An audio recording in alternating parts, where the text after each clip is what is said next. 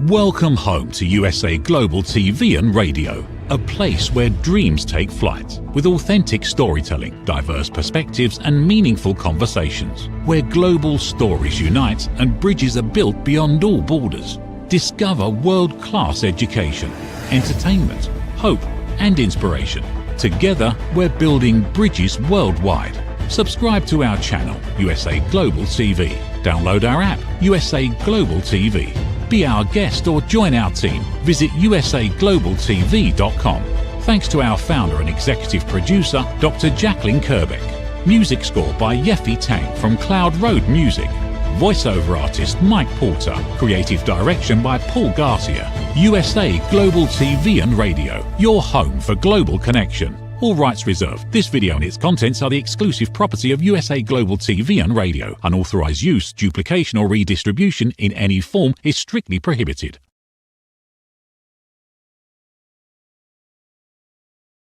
Welcome back to Royally Confidential, the show that takes you behind palace gates through leading headlines and highlights places and people, the gems of London and the UK. We're spotlighting the wonders that make Britain royally unforgettable while giving our much waning tourism industry a much needed boost. I'm your host, Helena Chard, broadcast journalist and royal expert, right here in the centre of London. And today's episode is titled A Little Pocket of Gratitude. So cannot wait to share the cultural delights, charming quirks of London and bridge the UK and the US with a little sparkle. And I'm always so thrilled because joining me, as always, from across the pond is the kind, luminous, award-winning author, humanitarian and creative spark, and so much more, Diann Floyd Boehm. Diann! Hi, it's great to see you. Oh, so good to see you. How are you doing? Well, we just celebrated Thanksgiving here, and as you know, in the States, in the 13 colonies, we have a lot to give thanks to you guys in the UK because, you know, we started out British, and so the harvest is very important to celebrate, and so I thank you British for bringing that beautiful celebration of the harvest to our, now I say our country, but that's one of our bridges, is the gratitude of this harvest. Thank you. Absolutely. I'm sure you've had a really lovely time. It's not been quite the same here in the UK, I have to say. But it's we can chat about that. But I just also wanted to say as well that we're thrilled that we're going to actually be chatting about you as well as life as an author and diving into your new published book, Boomer Sees the Town, later on in the show. So I'm excited about that. Thank you. But as always, let's kick off with a fun fact, Diann. Yes. So it's quiz time. Oh, Here no. we go. So, okay, let's kick off with which of these iconic museums is the biggest? So we have the British Museum in London or the Metropolitan Museum of Arts in New York. Oh my gosh, they're so fabulous, both of them, aren't they?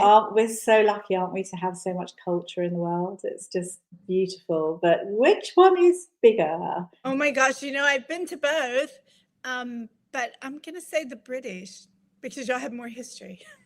Okay, so actually, funnily enough, you have one and you haven't one. It's a bit of a tricky one. Okay. In that, the British Museum in London is one of the largest, most comprehensive museums, and it has a collection of around 8 million objects, which is amazing, which is huge. So from that point of concern, you're correct. So well done. The Metropolitan Museum of Arts in New York City, which I haven't been to, although I've seen it online, which I know sounds mad.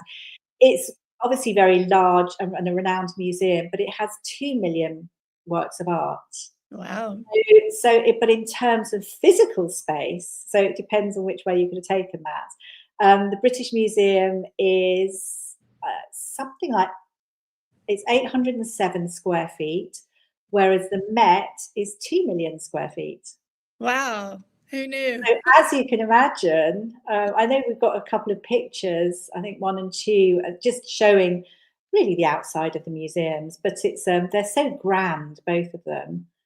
And spectacular. I love the columns. It's just so are they? It's just a force for if ever I need any culture, I always wander off to a museum. I have to say my favourite is the V&A, but we're not talking about that today. But also, did you know, Diann, that the British Museum's collection is more extensive and diverse, spanning over 2 million years of human history and culture? How about that? I did not know that. I was just wondering if everybody should bring a sleeping bag and stay for a month. Wouldn't it be fun? I've always wanted to do that. Reminds me of a film. Anyway, here's your award. When I see you next time, yay! you win. You are a winner. Diann Floyd Boehm, you are a winner. So anyway, let's get back to today's theme. So it's slightly different in that it's a little pocket of gratitude, and it's a heartfelt look. And it's a theme that's basically resonated across the pond this November, as you mentioned. So, and also this is a very good time as well to thank you, Diann, because we've never really spoken about it on air, because you are the sponsor of this show. So a big thank you for that. Most appreciative of that. So thank you. And also we had you inspired me with the title of the show, because we had this chat. And you were telling me about your Thanksgiving traditions, and it sort of whisked me back to my childhood. And I had a little church at the top of the road where we'd fill baskets with food for families in need. And it was slightly different. We don't mark Thanksgiving like you do with the public holiday and the grand feast. But I guess we do, in a sense, we'll have meals with family and friends. And I was thinking about it and giving it a lot of thought, because I loved those days when I was younger. It was a chapel I used to go to. It was absolutely beautiful. But then I was thinking the modern Harvest Festival here is, yes, the meals and everything, but also we've got the ever busy food banks, which operate all year round. So it's slightly different slant, but obviously giving to the needy. And of course, we had our Labour budget the other day, so the weight of the world is on lots of people's shoulders at the moment, and it's precisely the time that a pocket full of gratitude really can be a lifeline. So you mentioned, Diann, with your Thanksgiving, were you with lots of family? And yes, here. So every year, ever since I was a little kid, we started with my daddy's family, which was huge, 9 brothers and sisters. And so you can imagine how many cousins and so forth. And that now, as tradition has continued as everyone gets older. So one of my brothers hosts it. And so this year we had 45 people show up. Wow. Who was doing the cooking? We all did cooking. Well, I didn't. Oh, I was driving from Virginia, so I donated. But yeah, it's incredible. It's fun. It's a way of making sure cousins get together at all different ages, and they just have an absolute blast. My brother has 2.5 acres, so there's all types of games and things going on, and football for the guys if they need to watch it. But it's just so exciting. And the reason we can all get along is because there's a rule: no politics allowed. So always the way, isn't it? Always happiness. So perfect. Yeah. I mean, I know I've tried that politics thing, and you're best to steer away. It always creates tension, no matter what. Even in WhatsApp groups, it's madness, isn't it? Yes. But, so the phrase "a little pocket of gratitude" also refers to a collection of thoughts, feelings, or tiny objects that remind us that what we're thankful for. And also, you get those journals that encourage you to do mindfulness and thankfulness, and you write down, and that helps boost positivity and lower stress. And I mean, basically find the joy in everything, and little things can often go a long way. And you kindly sent me as well your daughter's, she wrote a lovely, eloquent, I'm not sure where it went. Was it to the church? It was Dr. Rachel. Yeah, thank you. It was published in the newspaper up in Virginia. So fantastic, because that's also the inference that she gave as well, and talked about all her fun growing up and celebrating. So that's good, isn't it? How lovely. Enjoyed that. Thank you. But anyway, so I'm going to start off with, I'm going to talk about veg. Now, I know this is a slightly different. So let's celebrate vegetables. Let's celebrate wonky vegetables. Let's eat more vegetables. So that, you know, vegetables being the humble hero, something that I absolutely adore. I love. I you know, I could live on them forever. But I just want to raise awareness, because I was quite surprised at hearing some recent information. I always watch, there's a Sunday show here in the UK called Countryfile, and I adore it. And you sit and you listen to farmers. They talk about their pride in every crop. They talk about their pride in their quirky, wonky, super tasty veg. They sort of say, don't be fooled by these perfect supermarket ones that you see. These specimens may not be as nutritious. And, you know, you hear, and they give these wonderful like recipes, and just it's lovely to see, because you see all the wonderful nature and animals. And it's sort of a heartfelt thank you, I guess, to Earth and resources and the farmers who tend to the land. And it goes back actually even before Thanksgiving to, I think it's the 1600s, where people didn't actually feast. They fast, and they prayed, and they gave thanks to the weather, because obviously, I suppose, survival depended on it. Yes. But I find that fascinating. But also, did you know, going back to what I discovered, and I know, you know, when you hear these statistics, it's not necessarily just as is, but in this perspective, I was like, wow. So did you know that the British are eating far less vegetables than we did like 50 years ago? It's a national food survey, and it showed that there's been a steady drop overall in root vegetables, particularly. And cabbage sales are down a whopping 80%. 80. Wow. Sprouts, Brussels sprouts have plummeted by 87%. How can that be? Love them. And peas have fallen by 74%. I mean, peas and carrots. Hello. Hello. Exactly. So, I mean, not great for our growers as well, you know. And I mean, that I just find incredible. Veggies. I mean, let's not forget there will be other veg, I'm sure. But I think there's like fast food, and there's, That's you know, it's just not healthy. Right. I mean, there's sort of some kind of hope that we have Abel and Cole, the Odd Box. We have different companies where you can have like organic veg, seasonal veg, all different shapes and sizes and colours, delivered to your front door, which is lovely. And then it's seasonal, so you can just make your soups and various things. But how can it be? Because from a wellness point of view, we know it's so important to eat veg, and taking heed as well from the super, super healthy people living on this lovely Greek island. In fact, it's not the most beautiful Greek island, but it's amazing in the sense this goes back centuries, Ikaria, where the locals feast on mountains of veg and olive oil. And do you know what? They all live well past the age of 100. Wow. And they have very little cases of Alzheimer's and dementia. They literally, I mean, even like, you know, over the centuries, because cemeteries in Greece, that you always have the age it's pronounced on the coffins. What do you call the coffins? Oh, yeah, that's right. The tombs and stones, you know. Tombstones. So you look around and you think, gosh, you know, 130, 120, you know, and it's like years and years ago. And also not having it, I just think it's amazing. They actually call it the island where people forgot to die. I sort of laughed when I heard that, but it's something not quite right with that, I think, at the same time. But you know, I just think it's lovely. I know we've got a couple of photographs as well, which just to show Kalia. And as I said before we came on, I think I wanted to show those because I just want to go on holiday. Quite frankly, I want to see some sunshine.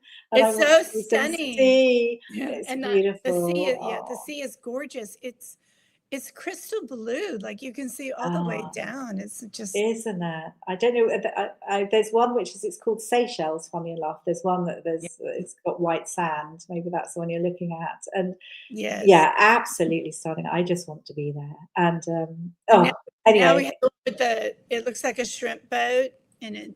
Yes, and that's pretty, isn't it? It's showing the typical little houses there. Yeah, it's not the pretty. It is pretty. I mean, those photographs are stunning, but it's quite a terrain in a way as well, because I imagine that people are quite fit, sort of walking around and everything. But there's nothing more grounding, Diann, than like picking fresh produce. And I've got family in Cyprus, and to be there walking on the land, strolling through olive groves, picking your own veg, and actually even eating it as you're wandering around is lovely. But then you can share it as well. Loads of colourful veg with loved ones. So what do we say? Choose wonky. We need to eat loads of veg, and it doesn't matter what shape it is. We need to be thankful, and it makes us live long. Hey, we've got to take heed from these people that live for such a long time. Are you a veggie? Are you a veg person? I'm Diann? sorry to say no, but somehow my kids to be veggies, but I'm trying to get better. But I'm so grateful for all the hardworking farmers that deliver. And my husband loves to cook, so he makes sure I get my veggies. Oh, that's good. And so I love them stir fried, which is probably not the healthiest, but I am getting my roughie in here. And I think what turned me off on vegetables was my mother was always, with 6 children and you're a working nurse, etc. She'd buy those soggy canned vegetables. And anyway, that was. I could see that's what did it. Probably if you hadn't had soggy canned vegetables, which are not the best. But those aren't. You would love them. But I can see how the canned food came about with the wars and so forth. So I am working on improving, and for everybody listening, do eat at least some raw carrots every day, because I want you to stay healthy, our listeners. So absolutely. But you're showing that parts of Greece. What else do you have for us? So I'm going to, moving on, a right royal legacy. Now, I always like to have, something royal in our shows. And today I'm honouring Princess Diana. Now, she's in the news a lot at the moment, but we'll lead into that. So she still echoes in everyone's hearts around the world, and is sort of remembered for her boundless kindness. She had a really great superpower, of diplomacy, and you realise, especially in times like this, that is worth, oh wow, you couldn't put a price on it. I mean, she really was the people's princess. She was really the driving force of our nation, cherished by dignitaries, world leaders, everyday family people. And it's a milestone anniversary at the moment. So did you know that this year marks 30 years since do you remember that Panorama interview? I don't know if you ever saw it, but it was with Martin Bashir and Princess Diana. So 30 years ago. Wow. Can you hear me, by the way? I'm hoping you can. Oh, yes, I can hear you. I'm just amazed that 30 years has passed. Isn't it incredible? So naughty Bashir, without saying too much, caused a lot of harm. And somebody who I know, Patrick Jefferson, used to be her private secretary. He went through so much heartache over everything that happened, because he absolutely loved, adored and supported her for years. And she had actually a very good circle of people around her that was duped by naughty Martin Bashir, and things are coming out more and more now. I mean, when I think about things, he worked for her for 8 years, and he wants to basically right the wrongs of that whole episode. And it's to do with also justice and paying justice forward. So he was awarded 110,000 in damages by the BBC, because the reason why he had to leave was Diana was led to believe that he was doing underhand things. Anyway, true to his compassion with that money, he's actually given the entire sum to T. Hafan, Now, this is a Welsh children's hospice that Diana supported, and the last thing that he worked with her on. Wow. He's saying that money can't undo the hurt, but it's turned something bad into something that feels like a blessing. And he really wants to Beautiful. shine a light on how good she was, how great she would be for the country if she was still here. And that's the sad thing. Can you imagine if she was here? You know, William, Harry, there wouldn't be all of this nonsense because Mum would have sorted it out. Yep. You know only too well, Diann. Huh? Yes. Yeah, and I think so. Jefferson, along with Diana, this was towards the end, arranged this wonderful concert, and they invited Luciano Pavarotti, and they raised funds for THAFAN, the new building to be built, because she just started with the building, but tragically she died just before the venue was completed. But her dream of supporting vulnerable children lives on. I know that we have some lovely photos. Have they been shown? I don't know. We have, I think it's 5, 6, and 7. We have a few pictures. Yes, we saw. There was one of Princess Diana in her plaid, red and check. Sitting on the step. Yeah, that's her when she was younger. And walking down the street and holding her Dior bag. That's the Princess Diana Dior bag that she was given. It was sort of named after her. It's a beautiful shot, isn't it? It's gorgeous. Really, really lovely. And we have her at a it looks like a gala, and they're okay. So that's Diana at the it's at the ballet, and she's the London Ballet. She was actually a patron. She adored ballet. She was a very good. She performed ballet, and she always used to run into the opera house to watch performances, being patron and everything. She absolutely loved it. So that's her sort of thanking. I think a cast of people, which is it looked lovely. like yes. And I actually remember, if you don't mind me interjecting, of course, when she did this dance and surprise, I think it was for now King Charles on his birthday, and she danced, and I was blown away. Such a talented dancer she is. She was wonderful. She actually danced with John Travolta, didn't she, as well? I don't know. Yeah.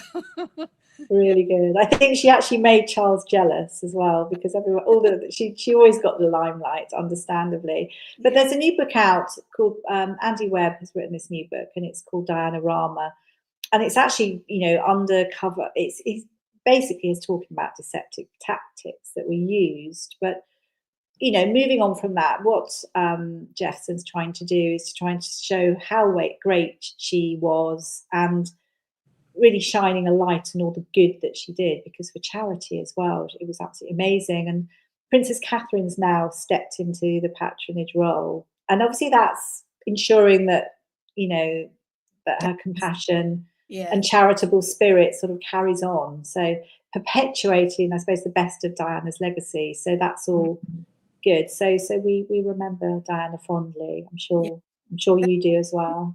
Oh, my stars, yes.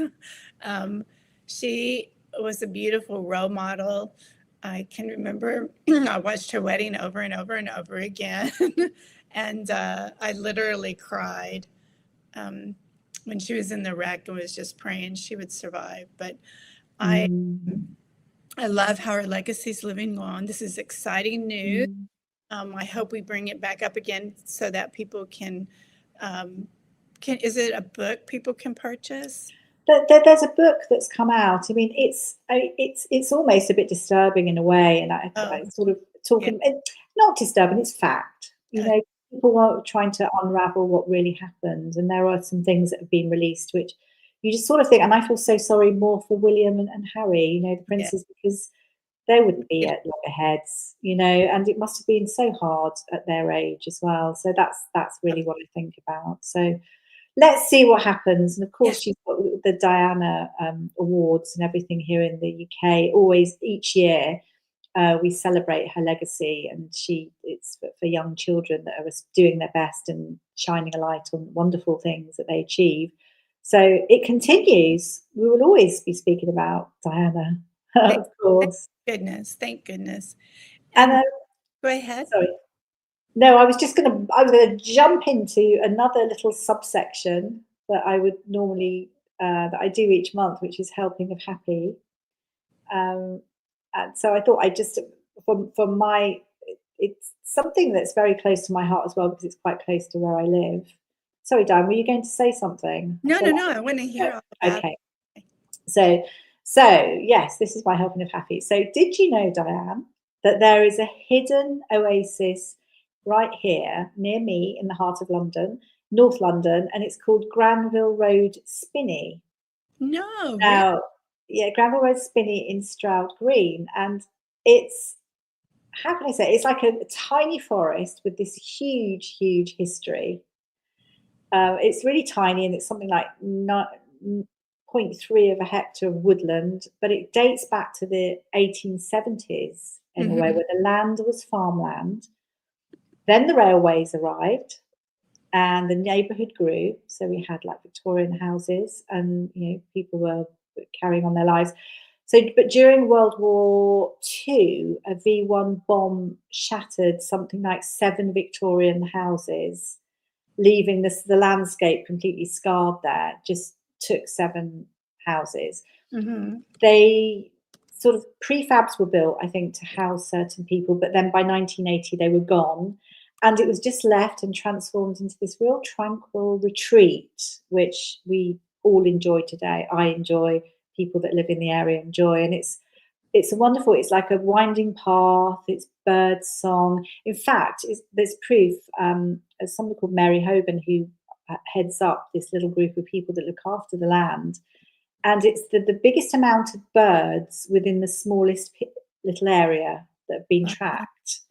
Wow. And there's like butterflies, bees, frogs, bats, you name it. You've got wonderful meadowland, and it's sort of like more spring, and a mix of like plum trees and hazel, sycamore, more. But it's such a lovely little area. And if you can imagine, there's a big march of like Victorian houses there, and then it's sort of like snuck in there on this road. So it's a really sweet little area. And it's also it's like a learning hub. There's a local school, St Aidan's Primary School, which brings the pupils there and lets them, be outside, learn about the environment and connect with nature. And I suppose learn about conservation. They're very young. They're sort of your age, as in your reader's age, I would say. And, picnics, you've got a little bit of grass, sunny woodland air. I mean, you name it. But it's, I guess as well, that it's the community champions that keep that going, because, and it's that whole ethos as well that you could take from what we're talking about, is that if everyone just gives a little bit, and it sort of just keeps this sort of charming bit of woodland alive and thriving. Turning gratitude into action. That's what it is, Diann. It's like people getting up and doing things for the best of the world and the people around. And I think that's a really lovely thing. And we did have a little video that I wanted to share, which is called Davis and Daughters, and where you would have seen the Spinney, because they've got wonderful voices, and they were singing. It's like a heal the world song, and it was absolutely stunning. But we can't show it today. Maybe another time. But also within the Spinney, there are rabbits and hares and lots of little jumpy little loveliness running around. And I think this leads us on to Diann Floyd Boehm, your lovely book. I mean, really up close and personal. It's lovely to be able to sort of talk to you, because you are a successful children's author. And it would just be interesting to talk to you about various things. But the book, I think, that we can promote today, because you are very talented and you have lots of books out, I have to say. But Boomer Sees the Town is, I think, your book that's recently come out. It's a new edition, and it's incredibly special. And I want to put my hand up and say, please, can Boomer come and visit the Spinney? Because I really think he'd have a lovely time, and I'd take him out. It's a lovely area, I promise you. And he'd meet all the beautiful animals. It's interesting. Thank you for putting the cover up. That was really sweet. So Boomer actually came about because I was in the woods walking every day, and there was always this one rabbit who always seemed to show up at 5:30 in the morning, and hop around. And that's where the inspiration, or at least one of the inspirations, came about with the story. So when you were talking about your woods, I was just thinking about Boomer would love it there. And then you said that. But the other thing that came to my mind is, and I've thought about this quite a bit, is it's amazing to watch the birds and the squirrels, and they all share this, the same tree, and build their nests, and you mentioned so many varieties of animals and so forth, and I'm like, why can't human beings be like that? Just be happy. We might be different, but you want the same thing. You want love, you want food, you want comfort, etc. So I think we should need to pay more attention to what's going around with Mother Nature. So, but here, absolutely. I throw that in. But yeah, so I have my book here, this green. Everything's predominantly green, so it's hard to see in the green screen. But this is one of my favorite pictures of where they put the cover back up. But what I did is because boomers, or this rabbit that's been named Boomer, have been in real life, have been like studying different things, would stop and look at the bird and so forth. And so I came up with the story for young children. But, I'm such a believer that children's books are for adults too. And this particular book, and this particular book, because I used to teach young children, and repetition and comprehension and recall is very important. So I bring all that together in this particular book, so that the children towards the end, because all of a sudden Boomer's in the city and never seen anything like it, because he's always been in the forest. And so all of a sudden he's homesick and he wants to go home. So the kiddos all have to recall to help Boomer get back home. And so it's really fun. So that's really clever, isn't it? Because that's recall as well to young. Can I? With the age groups, is it sort of 4 to 9, or I'm trying to work out the age groups? That's a great question. So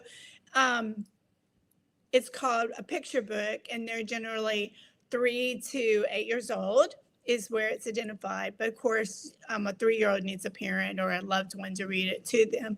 But the recall, as young as 2-year-olds, I've tried it out, and man, their brains are so sharp, they're not worried about bills. And so they can read really quick. So it's really fun to watch them. And I had my grandson help me pick out the name. What would be Boom? And it was funny, he came up with Boomer, and I said, why Boomer? Because I'm thinking I'm a Boomer child, like, where did he get that name? But he goes, I love bunnies because they hop, hop, hop. And if they hop real hard, it'll be boom, boom, boom. So Boomer. That's clever. I love that. I was actually going to ask that. Right? Oh, that's amazing. And so then I was writing the book, and I said, and Boomer, you go through a lot of edits. And so I read it to him, and, children will tell you what they think is missing or need or so forth. And so he says, well, Boomer is having flowers, and that's yummy for his tummy. And I'm like, oh my gosh, I'm putting that in there. So now he's so proud. He said, that page is what I wrote. That's so lovely. See, children just are the best, aren't they, when it comes to this? And as you say, I'm absolutely a believer. I mean, I love any kind of books. I will read with, well, I just think maybe I'm just young at heart. That's not a bad thing, is it? It's just always wonderful. I mean, I was just thinking about all the books that I loved when I was little, and goodness, I mean, it's just really lovely. But I know that this book has got these amazing amazing imagery on it, very vibrant pictures. Diann, how did that all come about? Is it? Thank you so much. Well, in wrapping up about it, actually the story came out once before, but it wasn't taking off. And I realized, and it's a mistake a lot of us authors make, is the illustrations. What would have worked during my day as a young child doesn't work with kids today. So I needed to have it redone with bright, big eyes and lots of strong colors and so forth. And so that's how that came about. And the artist is just totally amazing. And he's from Indonesia. And I always have a hard time saying his name because it's an Indonesian name, but he did a great job. So it's Surya Ali Sadine. And so my hat's off to him. And he really understood where I was going with the magic of Boomer. And now Boomer has 5 more books, and 2 are being worked on now.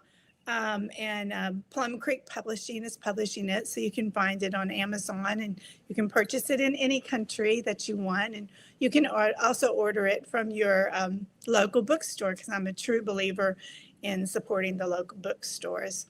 And with that, do you know what? It's time to go. So I'm going to let you wrap it up. About Is it really? I am. I am absolutely. I was so excited. I was really looking forward. I was looking forward to hearing more about your book, and I am so shocked. I felt like I was here again. I want to know that. In Thanksgiving, I'm just so grateful that our 2 countries share something together, and the love that we have for each other, and the connection that we have. Because if anyone's into genealogy like I am, the 13 colonies and everything that your country brought here, we're just totally grateful for. And so thank you so much. And I think we're kindred spirits, and we might even be related, because I have some Welsh blood. So. Really? Oh, we have to be. Oh my goodness. I have Scottish, Irish, amazing. Welsh, English. We should do one of these. I need to do a genealogy kit thing and find out. Yeah. So we can compare notes. I did one of those. I'm like 98.9 UK. Really? So. Oh, is that what you think it is? That's so funny. Okay, so it is the thought of the day. I mean, for me, I just think, family, friends, what can I say? You can't, as they say, the best things in life are free, and family and friends absolutely are.